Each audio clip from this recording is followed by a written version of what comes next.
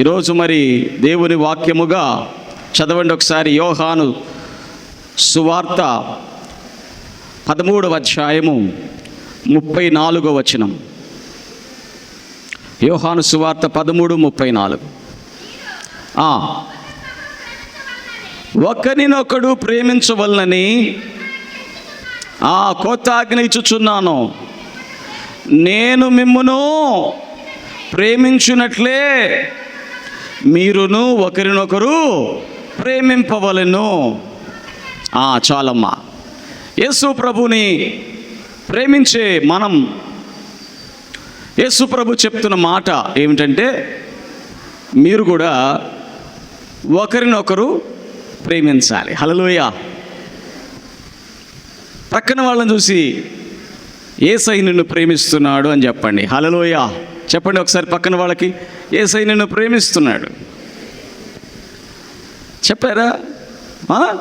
యేసయ్య నిన్ను ప్రేమిస్తున్నాడు చెప్పారా? యేసయ్య నిన్ను ప్రేమిస్తున్నాడు అని చెప్పిన మాట ఎంత మంచిదో. యేసయ్య నమ్ముకున్నా కదా, నేను కూడా నిన్ను ప్రేమిస్తున్నాను. గట్టిగా చప్పట్లు కొట్టండి, గట్టి కొట్ట. అయితే మొదటిగా అసలు ప్రేమ అంటే ఏమిటి? హల్లెలూయా. ఒకసారి ఒక బస్ స్టాండ్లో నేను బస్సు ఎక్కి కూర్చొని ఉన్నా. ఇంకా బస్సు కదలలేదు. ఆ బస్సులో చిన్నగా ఒక్కొక్కళ్ళు ఎక్కుతున్నారు. అంతలోకి ఒక యవ్వనస్తుడు, 16-17 ఏళ్ళు ఉంటాయి. వాడు ఏం చేశాడంటే, ఒక పువ్వు తీసుకొని, ఒక లెటర్ తీసుకొని,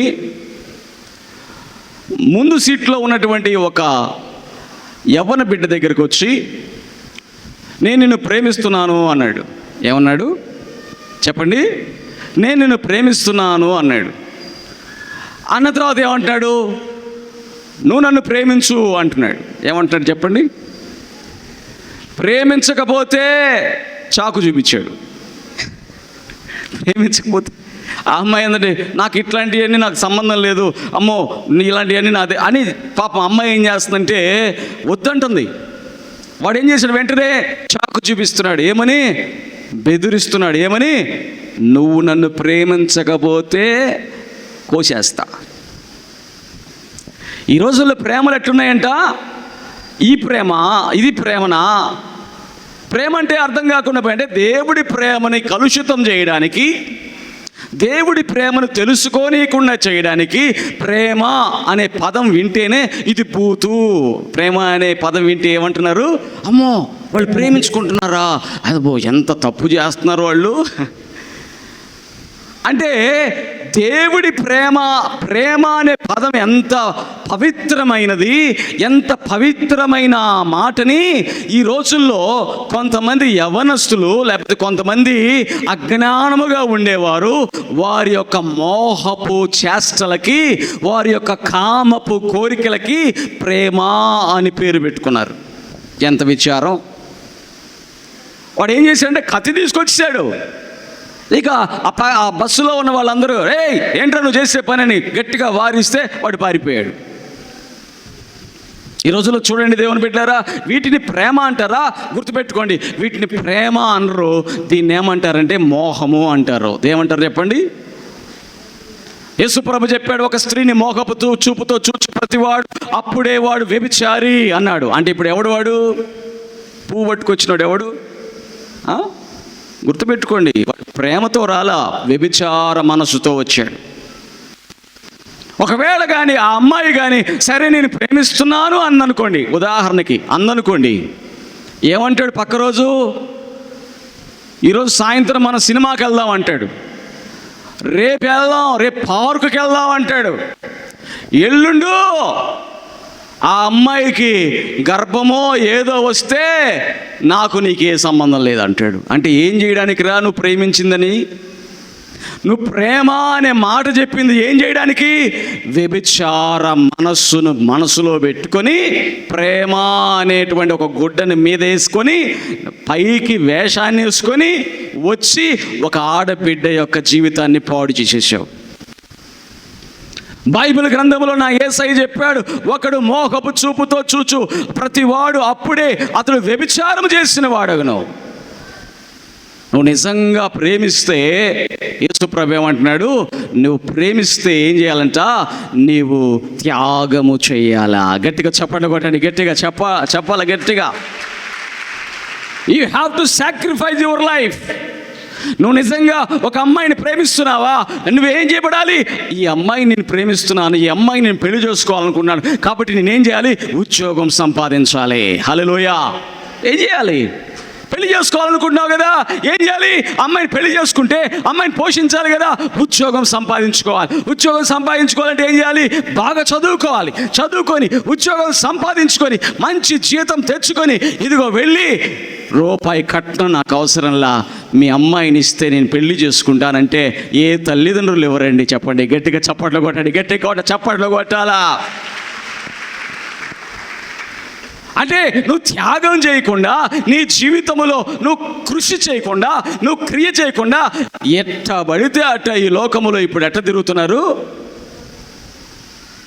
ఏ ఆడపిల్లల్ని నాశనం చేద్దామా, ఏ ఆడపిల్లల్ని వాడేసుకుని, ఆ అమ్మాయా నా ఫస్టులే, ఈ అమ్మాయి నా సెకండు, ఆ అమ్మాయి థర్డు, రేపు పెళ్లి చేసుకున్న తర్వాత కూడా బ్లాక్మెయిల్ చేస్తున్నారు. ఓయ్ నీ భర్తగా చెప్తా అంటే, నువ్వు పెళ్లి చేసుకున్న ఆ మనిషి పెళ్లి చేసుకున్న తర్వాత కూడా ఆ మనిషిని విడిచిపెట్టకుండా పాపము చేయమని ప్రేరేపించేటువంటి పోకిరి మనుషులది ప్రేమ అంటారా? ప్రేమ అది ఏంటి? ప్రేమ అంటే యేసయ్య ప్రేమించాడు. ఏంటది? ఎఫెసీయులకు రాసినటువంటి పత్రిక 5వ అధ్యాయం 2వ వచనంలో చదవండి దేవుని బిడ్డలారా. ఎఫెసీయులకు రాసిన పత్రిక 5:2. క్రీస్తు మిమ్మును ప్రేమించి పరిమళ వాసనగా ఉండుటకు మన కొరకు తన్ను తాను దేవునికి అర్పణముగాను బలిగాను అప్పగించుకొనెను. అలాగుననే మీరును ప్రేమ కలిగి నడుచుకొనుడి. గట్టిగా చప్పట్లు కొట్టి గట్టిగా దేవునికి మహిమ పరుద్దాం. If you take the love as a instance, నువ్వు తీసుకుంటే, ప్రేమను తీసుకుంటే, ఏంటి ప్రేమ అంటే, యేసు ప్రభు ఎలా ప్రేమించాడు, పరిమళ వాసనగా ఉండుటకు. హల్లెలూయా. నువ్వు ఎలా ఉండాలంట, పువ్వును చిదిమేస్తాం కాదు, పువ్వుని పరిమళ వాసనగా ఉంచేవాడే నా యేసయ్య. ఒక మనిషి సాక్ష్యాన్ని పోగొట్టేవాడు కాదు, ఒక మనిషిని చెడ్డవారిగా చిత్రీకరించేవాడు కాదు, ఒక మనిషిని పవిత్రముగా ఆలోచించేవాడు నా యేసయ్య. గట్టిగా చప్పట్లు కొట్టి గట్టిగా దేవునికి మహిమ పరుద్దాం. ఒక మనిషిని పవిత్రమైన ఆలోచనతో చూసి వారి కోసం ఏంటంట, తన్ను తాను అప్పగించుకున్నాడు, తన్ను తాను అర్పణగా. తల్లిదండ్రులు తన బిడ్డల కోసం ఎంత ప్రేమ చూపిస్తారంటే, పుట్టిన తర్వాత ఇక ఆ తల్లి అయితే కనీసం 5-6 సంవత్సరాలు ఇక ఏం అన్నం తింటుందో తెలీదు, ఏం కూర తింటుందో తెలీదు, ఇక ఆ పిల్లల చుట్టే తిరగాల. హల్లెలూయా. ఆ పిల్లలకి కొంచెం నడక అది కొంచెం వచ్చేదాకా, వీడు ఎటు పోతున్నాడా, వీడు బయటికి పోతున్నాడా, వీడు ఇంట్లో ఉన్నాడా, లేదా చిన్నప్పటి నుంచి 5-6 సంవత్సరాలు ఆ తల్లి తన యొక్క జీవితంలో ఆ పిల్లల కోసమే త్యాగం చేసేసి తన జీవితం, అమ్మ నీ కోసం బతకంటే, ఇక నా కోసం బతికేది ఎక్కడుందయ్యా, నా పిల్లల కోసమే నేను బతకాలి. ఇదే కదా త్యాగమైన ప్రేమ అంటే. గట్టిగా చప్పట్లు కొట్టండి, గట్టిగా కొట్టాలా. తండ్రి కూడా ఇక బట్టలు కొనుక్కోడు, తన కోసం ఏం కొనుక్కోడు, తన పిల్లలకి బట్టలు వేసుకొని మురిసిపోతుంటాడు. తన పిల్లలకి మంచి చదువు చెప్పించడానికి మురిసిపోతుంటాడు. తన పిల్లలకి మంచి ఏం కావాలరా నీకు అంటే, నాకు అది కావాలి డాడీ అంటే అది కొనిచ్చి వాడు తింటుంటే మురిసిపోతుంటాడు. హల్లెలూయా. తల్లిదండ్రుల ప్రేమ ఏంటి? వారు తమ్మును తాము తగ్గించుకొని వారి యొక్క సంపాదన, వారి సమయము ఎవరి కోసం అర్పిస్తున్నారు? తన బిడ్డల కోసం ఇస్తున్నారు. ఇది కదా యేసయ్య చెప్పిన ప్రేమ. గట్టిగా చప్పట్లు కొట్టండి, గట్టిగా కొట్టాలా. ఒకసారి ఒక అతను నాకు ఫోన్ చేశాడు, పెద్ద ఆయన వయస్సు, ఏడుస్తున్నాడు. ఏందయ్యా ఏడుస్తున్నావు అన్నా? అయ్యా మేమేమైపోవాలయ్యా అంటున్నాడు. ఏమైంది అన్న అంటే, నా పిల్లాడిని, నా కొడుకుని బహు గారాభంగా పెంచానయ్యా, నాకున్న ఇవన్నీ వాడికి ఖర్చు పెట్టాను, ఆఖరికి ఆస్తులమ్మి వాడు అమెరికా వెళ్తానంటే ఆస్తులమ్మి వాడికి చేతిలో పెడితే వాడు ఆ డబ్బులు తీసుకొని అమెరికాకి వెళ్ళిపోయాడు. అమెరికాకి వెళ్ళాడు, నా కొడుకే కదా అని సంతోషపడ్డానయ్యా. కానీ వెళ్ళిన తర్వాత తన భార్యని, తన పిల్లల్ని తీసుకెళ్ళాడు, కానీ మమ్మల్ని తీసుకెళ్ళట్లేదయ్యా. చెప్పాలా? ఎవరిని తీసుకెళ్ళట్లేదంట? రే మేము అడుగుతుందిరా, నీ దగ్గరికి వచ్చి ఉండాలని అడుగుతుందిరా. ఇంకెంతకాలం బతుకుతాంరా మేము? ఈ చివరి దినాల్లో కొడుకు కోడల్ని, మనవరాలను చూసుకుంటూ బతకాలని ఉందిరా, మమ్మల్ని కూడా తీసుకుపోరా అని అంటే వాడు అంటున్నాడంట, తీసుకెళ్తానంట. 6 నెలలు అయిపోయిందంట. మళ్ళీ అడుగుతుంటే సంవత్సరం అయిపోయిందంట. మళ్ళీ అడుగుతుంటే 2 సంవత్సరాలు అయిపోయింది. మళ్ళీ అడుగుతుంటే 3 సంవత్సరాలు అయిపోయింది. ఈ 3 సంవత్సరాలకి ఈ తల్లి బెంగ పెట్టేసుకొని మంచం పట్టేసి హాస్పిటల్లో బెడ్ మీద ఉంటే ఆ తండ్రి ఫోన్ చేశాడంట తన కొడుక్కి, అయ్యా నీ తల్లి నిన్ను చూడాలని బెంగ పెట్టుకొని మనవాళ్ళతో, మనవరాళ్ళతో, కోడలతో, కుటుంబంతో ఉండాలని ఆశ తీర్చబడకపోగా ఆమెకు అనారోగ్యం వచ్చేసింది అయ్యా. డాక్టర్ అంటున్నాడు, ఇది జబ్బు శరీర సంబంధమైనది కాదు, ఇది మానసికమైనది.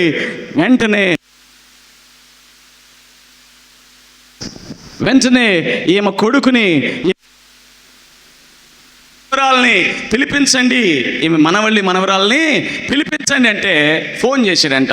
రే నాన్న, చిన్నప్పటి నుంచి మిమ్మ ఎంతగానో తినక నీ కోసం ఎంతో శ్రమ పడిందిరా, నీ కోసం ఇంత చేసిందిరా, అంత చేసిందిరా అంటే అంటాడంట, నాకెక్కడ కుదురుద్ది నాన్న అంటాడంట. ఎందుకురా అంటే, ఆఫీస్లో చాలా పని ఉంది, ఈ పని వదిలిపెడితే ఎట్టా అన్నాడంట.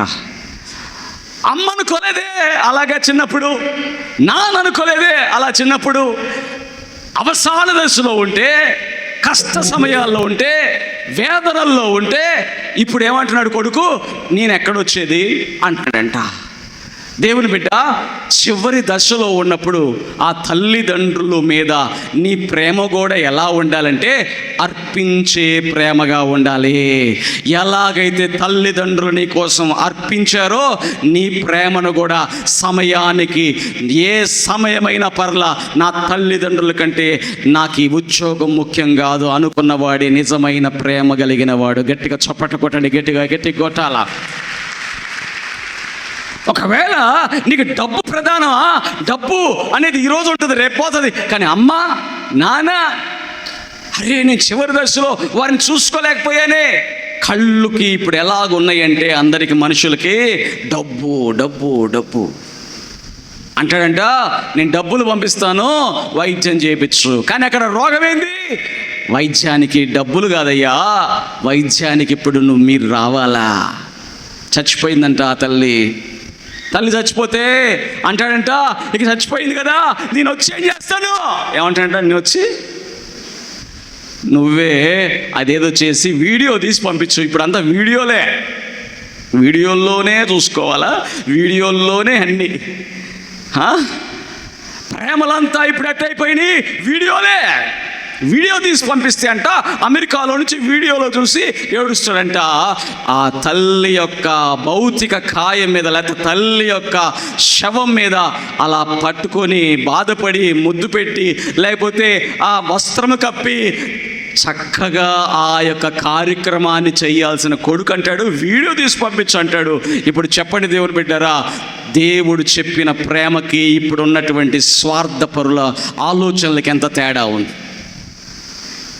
అందుకని యేసు ప్రభువును నమ్ముకోవడం అంటే ఏంటి తెలుసా?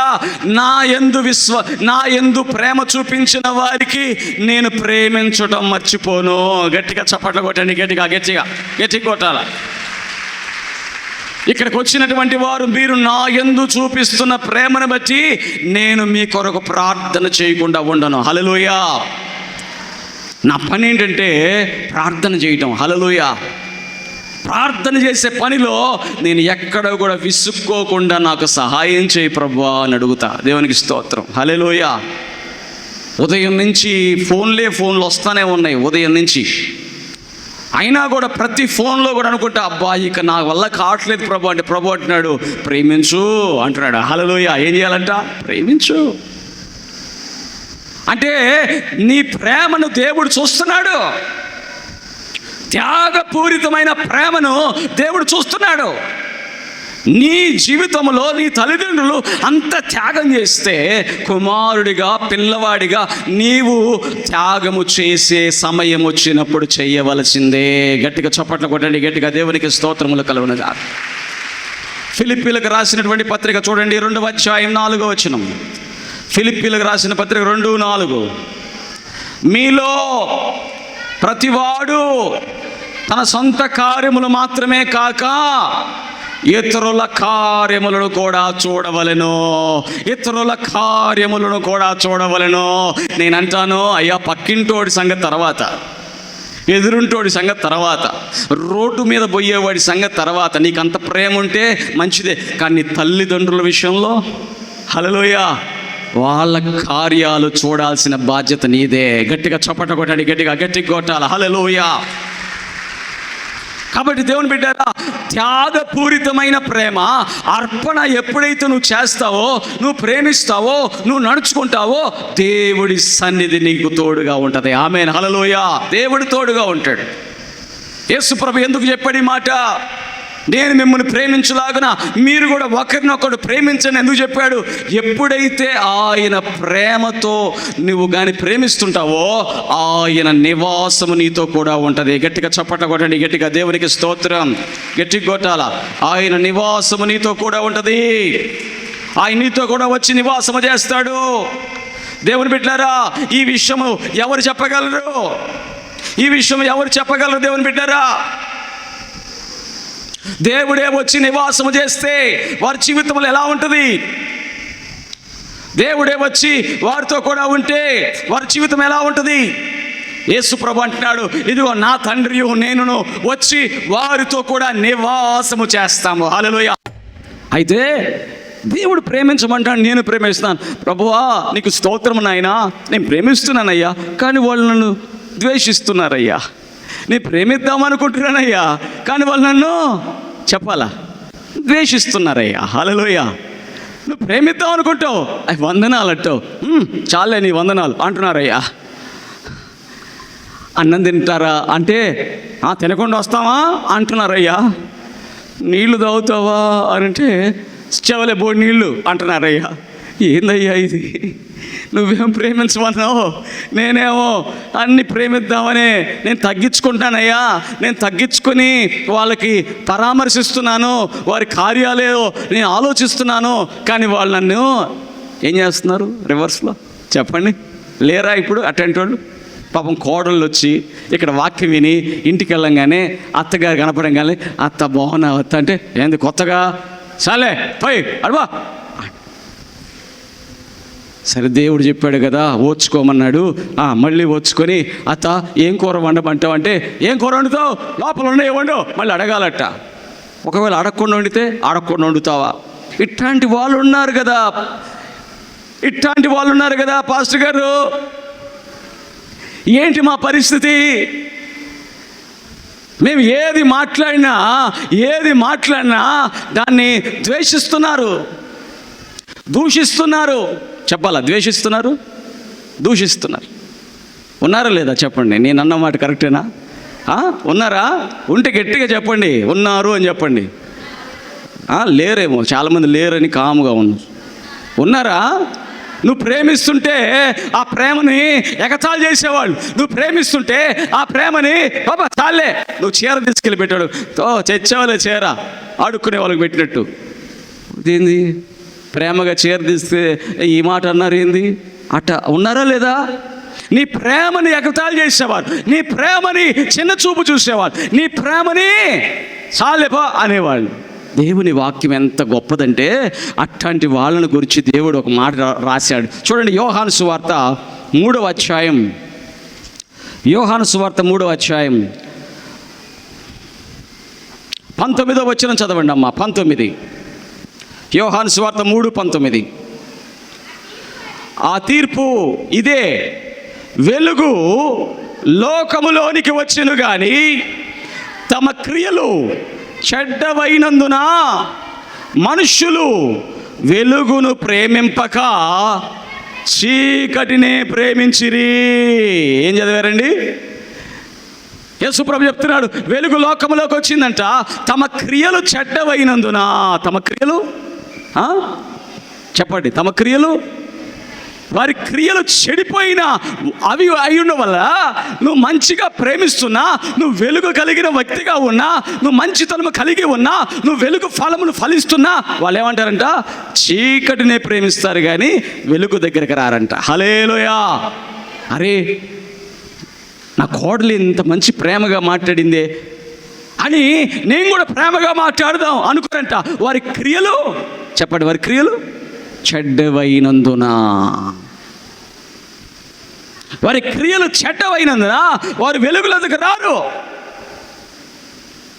అయ్యా, చెడిపోయిన స్వభావం అయ్యా, చెడ్డదయ్యా. అందుకని దేవుడు అన్నాడు, అట్లాంటి వారి కోసం నువ్వు ప్రార్థన చెయ్యి. గట్టిగా చప్పట కొట్టండి, గట్టిగా చప్పట కొట్టండి, గట్టిగా కొట్టాల. నీ ఇంట్లోనే చెడ్డ క్రియలు కలిగిన వారు ఉన్నారా? అసూయ కలిగిన వారు, ద్వేషం కలిగిన వారు, తగాదా పెట్టుకోవాలనే మనసు కలిగిన వాళ్ళు. హల్లెలూయా. నువ్వు ఎప్పుడెప్పుడు చెడిపోతే, పాడైపోతే, నీకు ఎప్పుడెప్పుడు నష్టం వస్తే చూసి ఆనందిద్దామనే బంధువులు ఉన్నారా? నువ్వు ఎప్పుడెప్పుడు అప్పులు పాలైపోయి, నష్టాలు పాలైపోయి, ఆ వడ్డీలు కట్టలేక ఏడుస్తుంటే చూసి నవ్వుకోవాలనే మనుషులు ఉన్నారా? అట్లాంటి వాళ్ళ కోసం నువ్వేం చేయాలంట? ప్రార్థన చెయ్యి.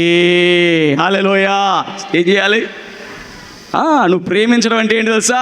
ప్రభువా, ఈమెలో ఉన్న చీకటిని తీసివేయి నాయనా, అలా అని చెప్పి ఆ మొహం మీద అనేవు. ఏమని?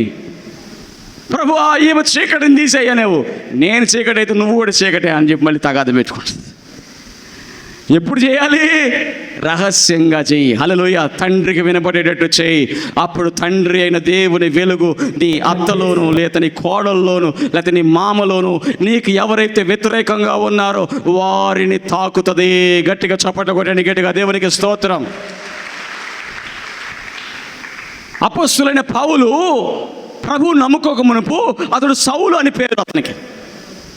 అతను ఏం చేసేవాడంటే సంఘాన్ని హింసించేవాడు, కొట్టేవాడు. యేసు ప్రభువు నమ్ముకున్న వాళ్ళని చూస్తే ఎగతాళి చేసేవాడు, ఈడ్చుకొని పోయి చెరసాల్లో వేసేవాడు. స్టెఫెన్ అనే వాడిని చంపేసి అతన్ని చంపడానికి కూడా ఇతనే కారణమయ్యాడు. అటువంటి క్రూరమైనటువంటి దూషకుడు, హింసకుడు, హానికరుడు అనేటువంటి పేర్లు కలిగినటువంటి ఈ సౌలు పత్రికలు తీసుకొని అంటున్నాడు, ఇదిగో ఆ దమస్కు మార్గంలో వెళ్ళి అక్కడ ఉన్నటువంటి యేసు ప్రభు నందు విశ్వాసం ఉంచిన వారిని చెరపట్టుకొని వారిని తీసుకొచ్చి చెరసాల్లో వేస్తాను. అదే ఇతనికి ప్రాణాధారమైనట్టు. ఏందంట? ఈ పని చేయకపోతే నాకు ఇక ఆకలి, నాకు అన్నం కూడా అరగదు అన్నట్టు. యేసు ప్రభు నమ్ముకున్న వాళ్ళని చెరసాల్లో వేయించాలని చెప్పి అతను పత్రికలు తీసుకొని అధికారంతో గుర్రాల మీద వెళ్తున్నారట. హింసకుడు, దూషకుడు, హానికరుడు. ఇప్పుడు సంఘం ఏం చేస్తుందంటే అతన్ని బట్టి, రండిరా, అందరం కత్తులు తీసుకొని రెడీగా ఉండండి, కర్రలు తీసుకుని రెడీగా ఉండండి. మన మీద కంట సౌలు కొంతమందిని తీసుకొని వస్తున్నాడంట. వాడు మనము తేల్చుకుందాం. ఇక మనము ఈరోజు తగ్గేది లేదు. మనము ప్రతిసారి కూడా ఓచుకుంటున్నాం. ఇక మనం తగ్గించుకుంటా ఉండడం కాదు.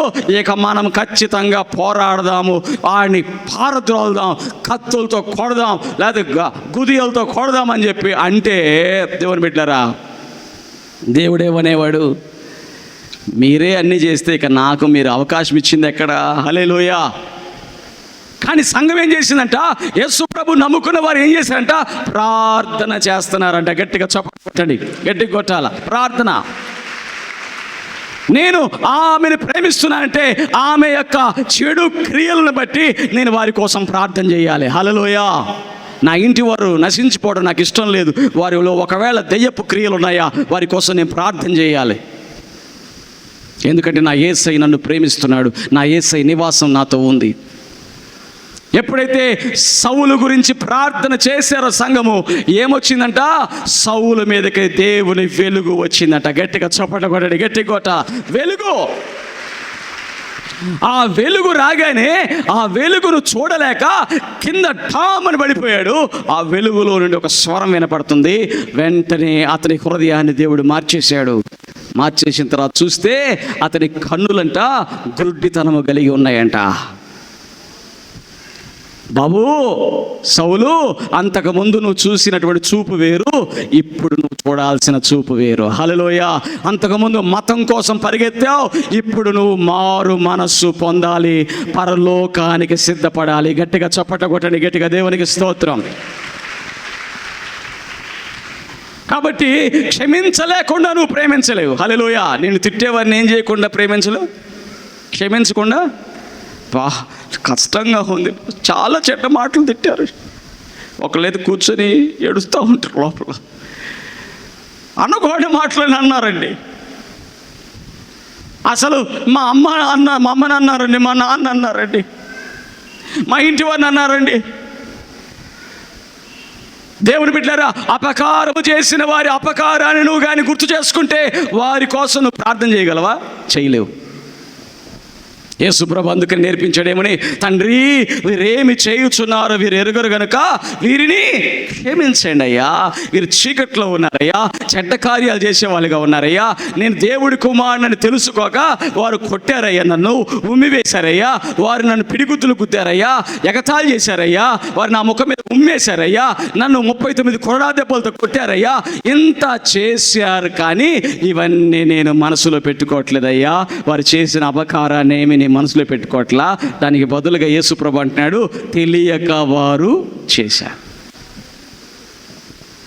దేవుని బిడ్డలారా గుర్తుపెట్టుకోండి, ఈరోజు యేసయ్య ప్రేమను మనం పొంది ఉన్నాము అంటే ఆయన ప్రేమ మనల్ని ఏం చేస్తుంది? ప్రార్థించే వారిగా మార్చేస్తుంది. హల్లెలూయా. ప్రార్థించే వారిగా మారిపోతాం. మన కుటుంబాలు రక్షించబడతాయి, మన ఇంటి వారు రక్షించబడతారు, క్రియలు మారిపోతాయి, నూతన స్వభావం వస్తుంది. పాపం మన దగ్గరికి రాదిక. చప్పట్లు కొట్టండి, గట్టిగా గట్టిగా చప్పట్లు కొట్టండి. కొంతమంది అంటారు, పాపం ఎట్ట చేయకుండా ఉంటామండి, వాక్యం చదువుతున్నామండి కానీ పాపం ఎట్లా? వాక్యం చదువుతున్నావు కానీ పాపం చేస్తున్నావా? బియ్యం తెచ్చుకున్న తర్వాత ఏం చేయాలి? కిరాణా కొట్టుకెళ్ళి బియ్యం తెచ్చుకున్న తర్వాత ఏం చేయాలి? ఏం చేయాలమ్మా? పొయ్యి మీద పెట్టాలంట. పొయ్యి మీద పెడితే ఉడికిపోద్దా? ఏం చేయాలి? పొయ్యి మీద పెడితే పొయ్యి మీద ఏం పెట్టాలి? దాంట్లో నీళ్లు పోసి కింద ఏం చేయాలా? మంట పెట్టాలా? హల్లెలూయా. కరెక్ట్గా చెప్పారా? నీళ్లు పోసి మంట పెట్టాలి. మంట పెడితే ఆ మంట ఏం చేసిద్దంటే ఆ బియ్యాన్ని మనం తినేలాగనా చెప్పాలా? వాక్యం అనేది బియ్యం లాంటిది. హల్లెలూయా. బియ్యం లాంటిది. చాలామంది వాక్యం చదువుతారు అంటే వాక్యం చదువుతుంటే అర్థం ఏంటంటే కిరాణా కొట్టులో నుంచి బియ్యం తీసుకొచ్చుకొని ఇంట్లో పెట్టుకుంటారు. పెట్టుకున్న తర్వాత ఆకలేస్తుంది అంటారు. పాస్టర్ గారు బియ్యం తెచ్చుకున్నాం కానీ ఆకలేస్తుందండి అంటారు. బియ్యం తెచ్చుకుంటే ఆకలేస్తుంది అంటే దాన్ని ఏమంటారు? బుద్ధి లేనోడా అంటారు. ఏమంటారు చెప్పండి? కిరాణా కొట్టుకెళ్ళి బియ్యం తెచ్చుకోవడం ఎంత ముఖ్యమో వాటిని పొయ్యి మీద పెట్టుకొని వండుకోవడం కూడా అంతే ముఖ్యమో. హల్లెలూయా. వాక్యము చదవడము, వాక్యము వినడము ఎంత ముఖ్యమో వాక్యాన్ని పట్టుకొని ప్రార్థన చేయడం అంత ముఖ్యమో. గట్టిగా చప్పట కొట్టండి, గట్టిగా కొట్టాలి, గట్టిగా. పాస్టర్ గారు వాక్యం వింటున్నాం కానీ రెండో చేయట్లేదండి. రెండో చెయ్యరు. ఎందుకంటే రెండో చేయరంటే సాతాను మిమ్మల్ని ఏం చేస్తాడంటే మొదటి విషయాన్నే మర్చిపోయేటట్టు చేస్తాడు. మొదటి విషయాన్నే ఎంత వాక్యం విను, ఆ వాక్యం విని అయిపోయిన తర్వాత నువ్వు మర్చిపోయేటట్టు చేస్తాడు. ఎవరు చేస్తాడు ఆ పని? సాతాను. యేసుప్రభు చెప్పాడు ఆ మాట. ఒకడు విత్తనములు చల్లుతుంటే కొన్ని త్రోవ పక్కన పడ్డాయట. అవి వచ్చి పక్షులు వచ్చి ఎత్తుకెళ్ళిపోయినాయంట. పక్షులు వచ్చి సాతాను ఏం చేస్తాడంటే నువ్వు సరిగ్గా వినకపోతే ఆ పడినటువంటి వాక్యాన్ని కూడా నువ్వు గుర్తు లేకుండా నీ హృదయంలో నువ్వు గుర్తు పెట్టుకోకుండా అవి ఎత్తుకొని వెళ్ళిపోతాడు. వచ్చావా చర్చికి, వచ్చావు మందిరానికి, వచ్చావు మంగళవారం ప్రార్థనకు వచ్చావు నీ రోగం అంటారు ఏందండి? యేసయ్య వస్తే రోగం ఉంటుందా? అర్థమవుతుందా? యేసయ్య వస్తే రోగం ఉంటుందా? ఉండదు. పాపమే పారిపోయిద్దంటే రోగం ఉంటుందా? ఇక పాపమే నీ దగ్గర రాదు. దేవునికి స్తోత్రం చెప్పండి. హల్లెలూయా. వాక్యమును నువ్వేం చేయాలి? వాక్యమును పట్టుకొని ప్రార్థన చేయాలి. హల్లెలూయా. వాక్యమును పట్టుకొని ప్రార్థన చేస్తుంటే పరిశుద్ధాత్మ దేవుడు నీలో రగులుతుంటాడు, నీలో మండుతుంటాడు. పరిశుద్ధాత్మ దేవుడు నీలో శక్తినిస్తాడు. నీ కళ్ళకు శక్తినిస్తాడు, నీ చేతులకు శక్తినిస్తాడు, నీ గుండెకి శక్తినిస్తాడు, నీ కాళ్ళకి శక్తినిస్తాడు. నీవు అంతకుముందు వైన్ షాప్కి వెళ్ళినాడువి, ఇక వైన్ షాప్కి వెళ్ళావు. నీ కాళ్ళు మందిరానికి పరిగెడతాయి. గట్టిగా చప్పట కొట్టండి, గట్టి కొట్టాల. లేకపోతే వాక్యం ఉదయం నుంచి వింటున్నానండి. వాక్యం ఎన్నిసార్లు వింటే ఉపయోగమైంది? బియ్యం కట్టలు తీసుకొచ్చి అడబడేస్తే ఉపయోగమైంది. ఊహించుకోండి, నెల బియ్యం కట్ట తీసుకొచ్చి పెడుతున్నారు మీ ఇంట్లో. సంవత్సరానికి 12 కట్టలైనవి, 12 కట్టల బియ్యం ఉన్నాయి, కానీ ఆకలి అవుతుంది అంటున్నారు. దేవుని ఎంత అజ్ఞానం కదండి! అజ్ఞానమా కాదా? ఈ రోజుల్లో కూడా ఆత్మీయమైన అజ్ఞానం ఏంటంటే వాక్యము విన్న తర్వాత వాక్యాన్ని పట్టుకొని ప్రార్థించకపోతే అజ్ఞానమే. వాక్యాన్ని పట్టుకొని ప్రార్థించకపోతే పాపము మీలో ఏలుద్ది. వాక్యాన్ని పట్టుకొని ప్రార్థించండి, పరిశుద్ధాత్మ దేవుడు మీలో. హల్లెలూయా. పరిశుద్ధాత్మ దేవుడు మీ శరీరం అంతా వచ్చేసాడు అనుకోండి. హల్లెలూయా. మీ దేహాన్ని ఆలయంగా మార్చేసాడు అనుకోండి. ఇక రోగం ఉంటుంది అక్కడ, ఇక నొప్పులు ఉంటాయా, ఇక చీకటి శక్తులు ఏమైనా ప్రవేశిస్తాయా? ఏ విధమైనవి నీ దగ్గరకు కూడా చేరవు. నీ చుట్టూ అగ్ని ప్రాకారముగా చెప్పాలా? నీ చుట్టూ ఏం చేయబడుతుంది? అగ్ని.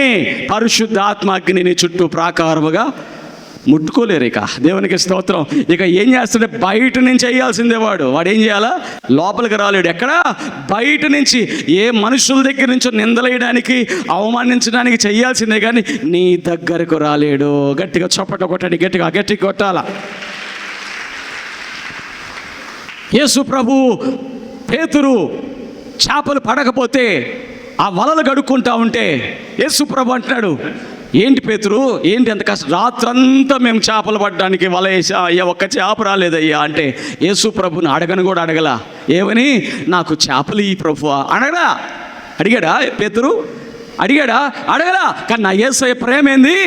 నేను నీ దగ్గర ఉంటే నీకు సమృద్ధి రావాల్సిందే. గట్టిగా చప్పట కొట్టండి, గట్టి కొట్టాల. నీ దోణిని లోతు నడుపు అన్నాడు.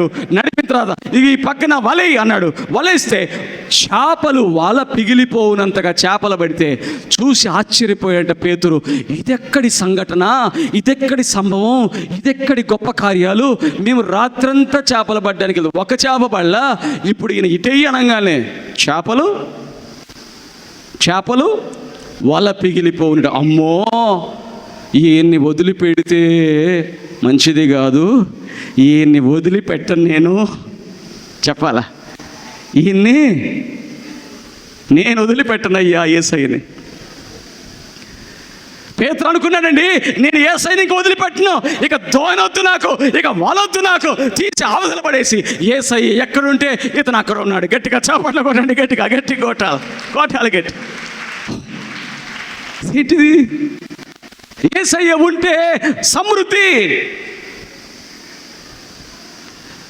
యేసయ్య నీ జీవితంలో ఉంటే నువ్వు అడగక్కర్లా, నీకు ఏమి కావాలో దేవుడికి ముందుగా తెలుసు. హల్లెలూయా. నువ్వు ఊహించిన దానికంటే అత్యధికముగా, చెప్పండి, అధికముగానండి.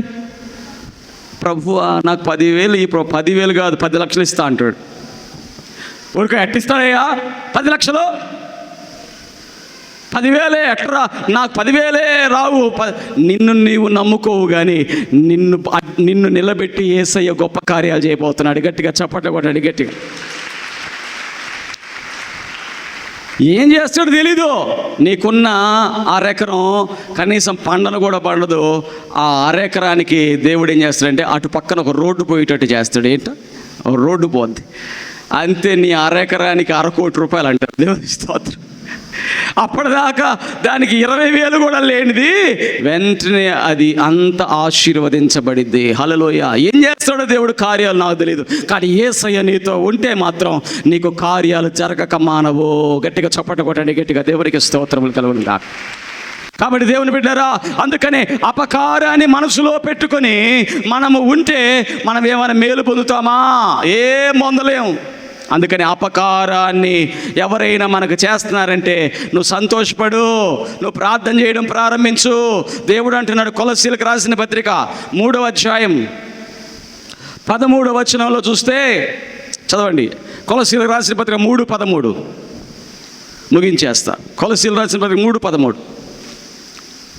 ఎవడైనను చదివారమ్మా? 3:13 కొలస్సీలకు రాసిన పత్రిక 3:13. ఎవడైనను తనకు హాని చేసినని ఒకడు అనుకుని ఎడల ఒకరినొకడు సహించుచు ఒకరినొకడు క్షమించుడి, ప్రభు మిమ్మల్ని క్షమించులాగున మీరును క్షమించండి. హల్లెలూయా. ప్రేమించడం అంటే ఏందండి? క్షమించే ప్రేమ. హల్లెలూయా. భర్తను ఏం చేయాలి?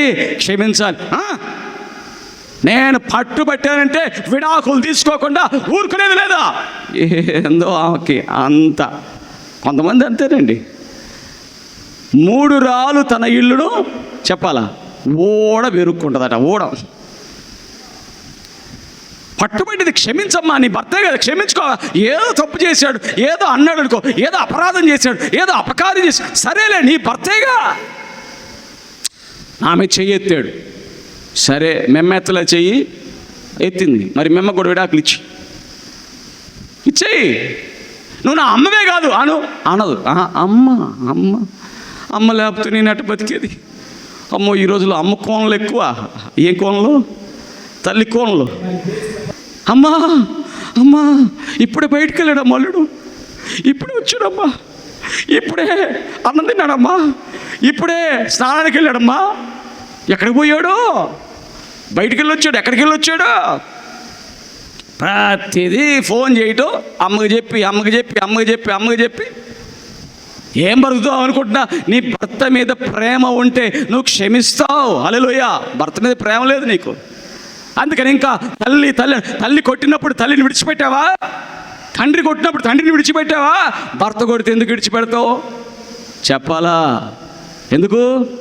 కేర్లెస్. ఏం చెప్పండి? దేవుడు అంటున్నాడు వివాహము అన్ని విషయములలో ఘనమైంది అన్నాడు. అంటే తల్లిదండ్రుల ప్రేమ కన్నా నీ భర్త ప్రేమే ఘనమైనది. గట్టిగా చప్పట్లు కొట్టండి, గట్టిగా కొట్టాలి గట్టిగా. ఒక వయసు వచ్చిన తర్వాత తల్లిదండ్రులు లేకపోయినా పర్లా, భర్త లేకుండా ఆ స్త్రీ బతకలేదు.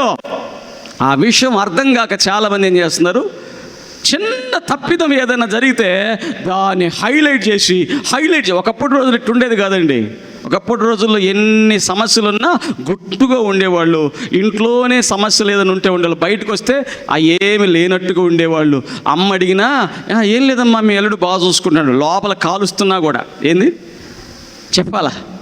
సిగరెట్లు పెట్టి కాలుస్తున్నా ఏం చెప్పేది? అమ్మకి బాగా చూసుకుంటున్నాడమ్మా. భయంకరమైన శాడిస్టులు అయినా బయట చెప్పేవాళ్ళు కాదు, బాగా చూసుకుంటున్నాడమ్మా మీ అల్లుడు. ఎందుకంటే అలాంటి తల్లులు ఉన్నారు కాబట్టి కుటుంబాలు నిలబడ్డాయి. వాళ్ళందరిని బట్టి దేవునికి స్తోత్రం చెప్తాం. గట్టిగా చప్పట్లు కొట్టండి, గట్టిగా దేవునికి స్తోత్రం. భర్తను నువ్వు క్షమించుకోకపోతే నువ్వు ప్రేమించలేవు. క్షమించే మనస్సుతో నీవు ఉంటే నువ్వు ప్రేమించగలవు. నువ్వు యేసయ్య నమ్ముకున్నావా? క్షమించే మనస్సును నాకు ఈమని అడగండి. దేవునికి స్తోత్రం చెప్పండి. హల్లెలూయా, హల్లెలూయా, హల్లెలూయా. ఒక అతను అంటున్నాడు ఫోన్ చేసి, అన్నా నువ్వు ప్రేమించమంటే ప్రేమించానన్నా, నా భార్యని మామూలు ప్రేమించలేదన్నా, కొట్టినా ఓర్చుకున్నానన్నా, తిట్టినా ఓర్చుకున్నానన్నా. ఇక ఏం చేశానంటే నీకేం కావాలో అడిగానన్నా, అంటే ఆ మంది నేను చదువుకుంటానన్నా. సరే చదువుకో అని చెప్పాను అని చదివించానన్నా. నువ్వేం చేస్తావు అంటే నేనేదో కూలి పనికి వెళ్ళేవాడినన్నా. కూలి పనికి వెళ్ళేవాడివి నీ భార్యని చదివించావా? అర్థమైపోయింది నాకు. ఓహో ఇదేదో తేడా కొట్టిందిరా నాయన. కూలి పని చేసేవాడికి భార్య ఎట్టుండాలా? సాయంత్రం రాగానే వేడి నీళ్ళు పెట్టాలా, లేకపోతే చేపలో చికెనో మటనో వేయించమంటే వేయించాలా, మళ్ళీ రేపొద్దునకి ఎట్లా శుభ్రపరచాలో అన్నీ చేసుకుంటే ఆ కుటుంబం సాగిద్ది. హల్లెలూయా. అట కాకుండా ఈయన ఏం చేశాడంట, భార్యనంట చదివించాడంట. ఏం చదువుకుందయ్యా నీ భార్య? బీటెక్ చదువుకుందయ్యా. ఏం చదువుకుందట? ఎందుకు చదివించాడంటే, ఏముందన్నా నేనేం కూలి పని కదా, కొంచెం మంచి ఉద్యోగం చేస్తే జీతం బాగా వస్తుంది కదా, అప్పుడు బాగుంటాయి కదా. నీ ఆలోచన అదే, సాతాను ఆలోచన. ఆ అమ్మాయి బీటెక్ చదువుకుంది. బీటెక్ చదువుకున్న తర్వాత ఉద్యోగం వచ్చింది. ఉద్యోగం వచ్చిన తర్వాత కంపెనీలోకి వెళ్ళి ఉద్యోగం చేస్తుంది. టక్క టక్క టక్క టక్క టక్క కంప్యూటర్ కొడుతుంది. ఆ కంప్యూటర్ కొడుతుంటే ఆ పక్కన వాళ్ళు ఎవరో పరిచయం అయ్యారు. పరిచయం అయ్యగానే, ఏంటి నీ భర్త పెళ్ళయిందంటే, నాకు కాల అంటున్నట్టు. ఇతను ఎవరో సాయంత్రం పూట రాగానే ఎవడు అతనంటే మా ఇంట్లో పనోడు అన్నట్టు. ఎందుకంటుంది? స్థాయి. ఎందుకంటుంది? పరిస్థితి మారింది. పరిస్థితి మారింది. అంతకుముందు ప్రేమించింది. అంతకుముందు ఎందుకు ప్రేమించింది? ఇద్దరు స్థాయిలో ఒకటే. ఇప్పుడు ఎందుకు ప్రేమించట్లా? ఆ మొగుడు స్థాయి తక్కువ ఉంది, తన స్థాయి పెరిగిపోయింది. చుట్టుపక్కల వాళ్ళు ఏమనుకుంటారో అంటే ఆ ప్రేమ ఎటువంటి ప్రేమ? నమ్మక ద్రోహమైన ప్రేమ. ఏ ప్రేమ చెప్పండి? ఏ ప్రేమ? నే అన్నా, బాబు ప్రేమించమంటే ఆ అమ్మాయికి ఏదో ఆహారం పెట్టు, వస్త్రం కొనిచ్చు, అంతేగాని ఆ అమ్మాయి నేను నీకంటే అధికముగా చేస్తే నువ్వు యజమానుడు అవ్వవు, ఆమె యజమానుడు అయ్యిద్ది. ఏమైద్ది? అంతేనా? ఆమె యజమానుడు అయితే అది వాక్యానుసారమా? కాదుగా. నీ కుటుంబాన్ని నువ్వే చేతులారా నాశనం చేస్తున్నావు. ఇతనికి విడాకులు ఇచ్చేసింది, ఇంకొకటి పెళ్లి చేసుకుంటుంది. చదివించింది ఎవరు? చదివించినోడు ఏమైపోయాడు? పిచ్చోడైపోయాడు. అంటే ప్రేమించడం అంటే ఏంటి? నీవు ఎలా ప్రేమించాలి? వారికి కావలసిన అవసరతలను తీర్చే విషయంలో నీవు విశ్వాసంగా ఉండాలి.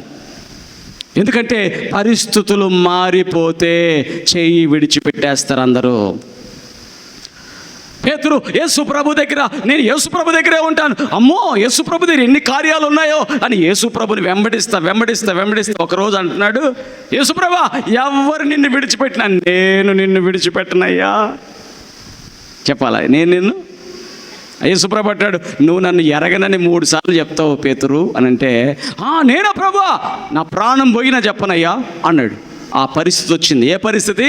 చెప్పా కదా, పరిస్థితి మారింది. అన్నం పెట్టే యేసయ్య అందరికి కావాలి.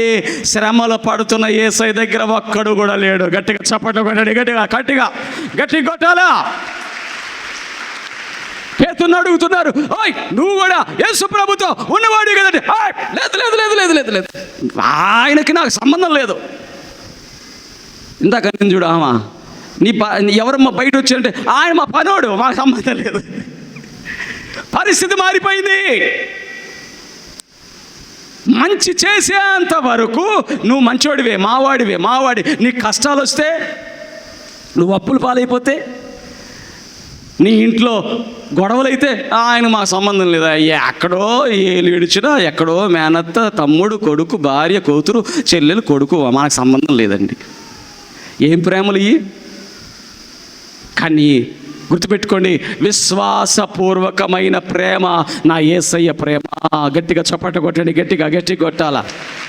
నీ పరిస్థితి ఏదైనా, నీ స్థితిగతులు ఏదైనా, నీవు ఉన్నవాడివా, లేనివాడివా, కులమా, గోత్రమా, లేకపోతే డబ్బా, అందమా, లేకపోతే ఏ పేదరికమా, ఏ స్థితిలో నువ్వు ఉన్నా నా యేసయ్య నిన్ను ప్రేమిస్తూనే ఉంటాడు. గట్టిగా చప్పట కొట్టండి. గట్టిగా కొట్టాల.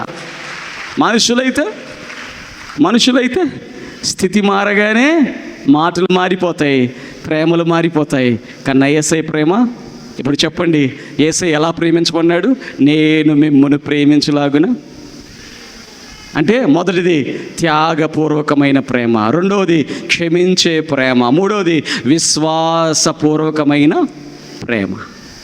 ఎంతమంది ఇలాంటి 3 ప్రేమలతో నింపబడాలనుకుంటున్నారు? హల్లెలూయా.